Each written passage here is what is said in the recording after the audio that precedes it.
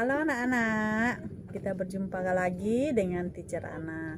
Hari ini Teacher Ana mau mengajak anak-anak untuk mendengarkan firman Tuhan, ya. Hari ini firman Tuhan kita ambil dari Lukas pasal 6 ayat 6 sampai dengan ayat 11, ya. Judulnya Yesus menyembuhkan pada hari Sabat, ya. Tetapi sebelum kita mulai, kita mau berdoa terlebih dahulu. Anak-anak di rumah bisa ikut teacher untuk berdoa, ya. Anak-anak tentu tahu bagaimana sikap doa. Mari kita berdoa. Bapa di surga, Bapa yang baik, terima kasih Engkau sudah memberikan kesempatan kepada kami untuk mendengarkan firman-Mu. Kiranya Engkau yang menolong anak-anak yang di rumah juga agar dapat mendengarkan dengan baik. Ampuni dosa yang kami lakukan, hanya di dalam nama Tuhan Yesus kami sudah berdoa. Amin. Nah, anak-anak, hari ini teacher mau menyampaikan pelajaran firman Tuhan yang judulnya Yesus menyembuhkan pada hari Sabat. Anak-anak tahu tidak apa itu hari Sabat? Hari Sabat itu adalah hari perhentian, ya. Dimana kalau pada hari Sabat apa yang kita lakukan? Pada hari Minggu kita kemana? Ke gereja, ya. Itu namanya hari Sabat, ya. Nah, hari perhentian, kita istirahat, tidak boleh kerja. Kita harus pergi ke gereja beribadah untuk apa? Mendengarkan firman Tuhan, ya. Nah, anak-anak, kita mulai ceritanya, ya. Nah, pada waktu itu, pada hari Sabat, Tuhan Yesus datang ke rumah ibadat, ya. Seperti kita datang ke gereja, ya. Kita datang ke gereja untuk apa? Untuk mendengarkan firman Tuhan, untuk berdoa, untuk memuji Tuhan. Nah, begitu juga dengan Tuhan Yesus. Mengapa Tuhan Yesus datang ke rumah ibadat? Untuk apa? Tuhan Yesus datang ke rumah ibadat pada hari Sabat untuk mengajarkan firman Tuhan kepada orang-orang yang ada di situ, ya. Nah, pada waktu Tuhan Yesus mengajar, di situ juga ada seorang yang mati tangannya dan tangan kanannya yang mati, maksudnya tuh tangannya tidak bisa bergerak karena dia sakit, ya. Nah, di situ di rumah ibadat ada ahli-ahli Taurat dan orang-orang Farisi. Siapa orang-orang Farisi dan siapa ahli-ahli Taurat ini, ya? Mereka ini adalah orang Yahudi, ya. Nah, mereka ini membuat peraturan, ya. Peraturannya yaitu pada hari Sabat tidak boleh menyembuhkan orang sakit, ya. Mereka membuat peraturan, ya. Peraturan itu untuk ditaati, untuk didengar. Nah, siapa yang melanggar peraturan mereka, apa yang mereka lakukan? Mereka yang melanggar pasti dihukum oleh ahli-ahli Taurat dan orang-orang Farisi ini, ya, yang mereka adalah orang Yahudi. Ya, bagi orang yang melanggar peraturan yang mereka buat, orang itu pasti dihukum, ya.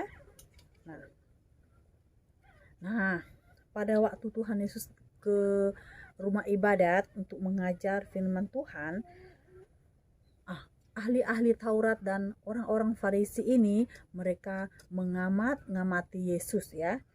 Mengapa mereka mengamati Yesus? Mereka tuh takutnya Yesus menyembuhkan orang, ya. Karena di situ tadi sudah teacher katakan ada orang yang sakit ya, tangannya mati sebelah ya, tangannya tidak bergerak ya, seperti orang lumpuh kakinya ya, ini tangannya yang tidak bergerak ya. Nah, orang ahli-ahli Taurat ini dan orang-orang Farisi mengamati Yesus, mereka takut Yesus menyembuhkan orang tersebut ya. Nah, tapi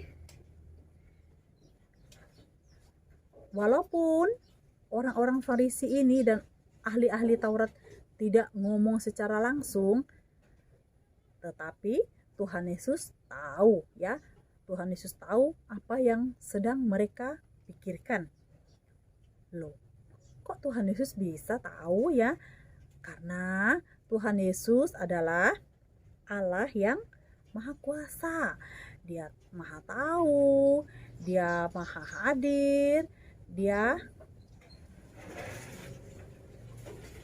tahu, Dia Maha hadir, Dia Maha Kuasa ya.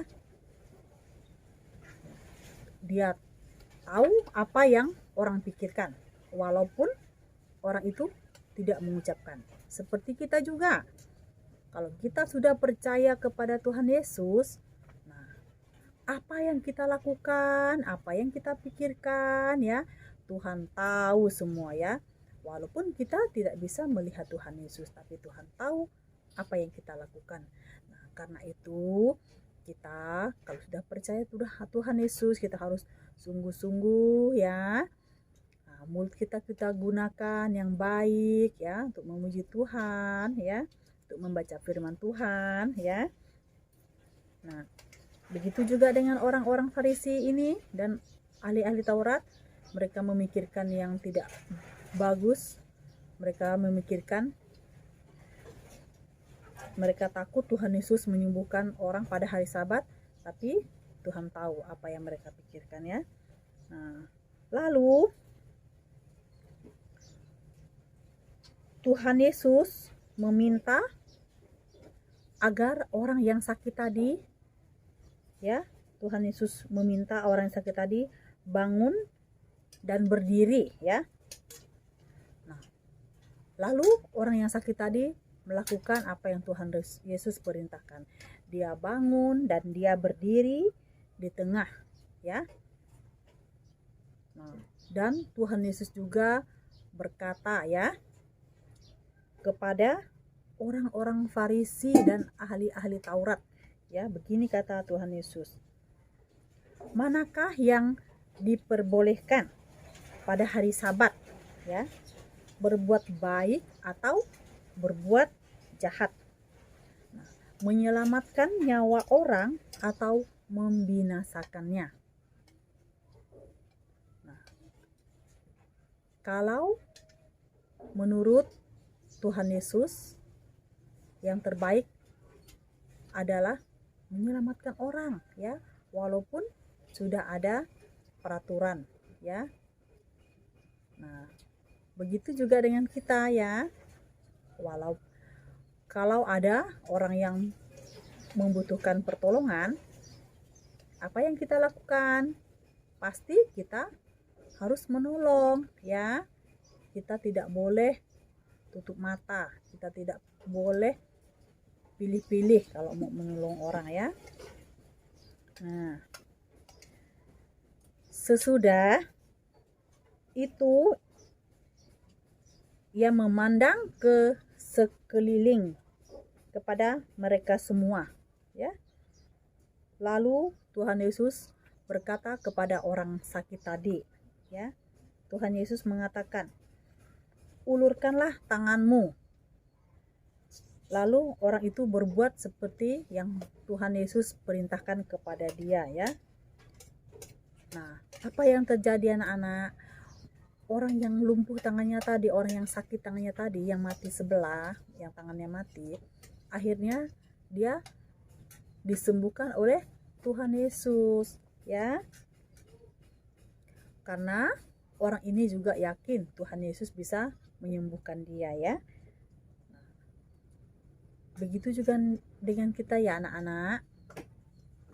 walaupun kita tidak pernah melihat Tuhan Yesus, kita harus percaya kepada Dia ya. Itu karena iman kita ya kepada Tuhan Yesus.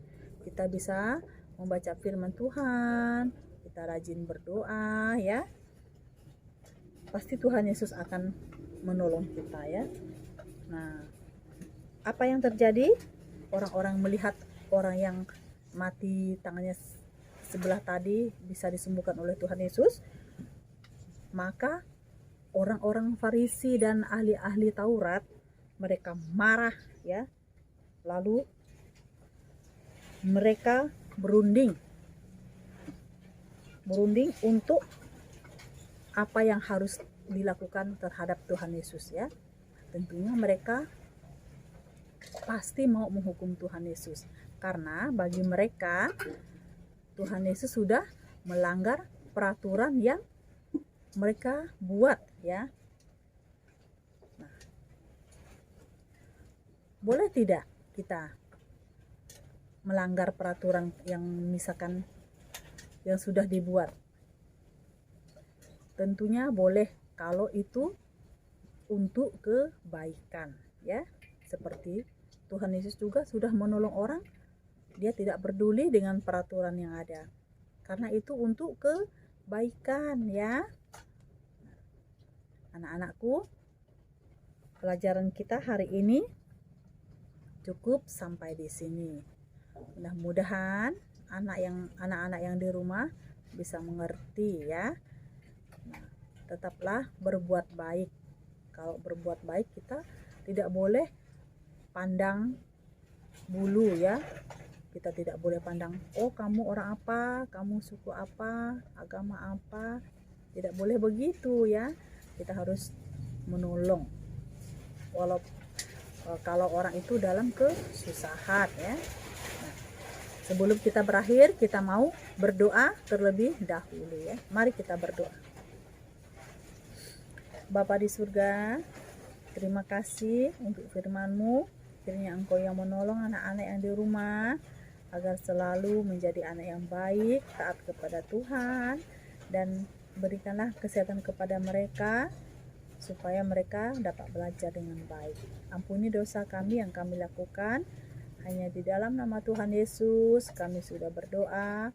Amin.